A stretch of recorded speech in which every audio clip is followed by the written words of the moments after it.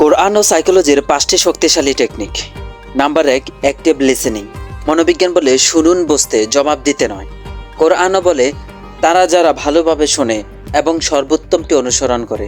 সূরা আল জুমার আয়াত 18। Number 2, gratitude, কৃতজ্ঞতা। গবেষণা বলছে যারা কৃতজ্ঞতা প্রকাশ করে তাদের সম্পর্ক 30% বেশি সুখী হয়। কোরআন বলছে আর যদি তোমরা কৃতজ্ঞ হও তবে আমি অবশ্যই তোমাদের আরও দেব। সূরা ইব্রাহিম আয়াত 7। Number 3, time management. সাইকোলজি বলে প্রতিদিন 15 থেকে 20 মিনিট একান্ত সময় দিলে সম্পর্ক আরও সুদৃঢ় হয়। নাম্বার 4, ফরগিভনেস, ক্ষমা। হার্ভার্ড স্টাডি বলছে ক্ষমা না করলে মানুষের স্ট্রেস হরমোন 37% বেড়ে যায়।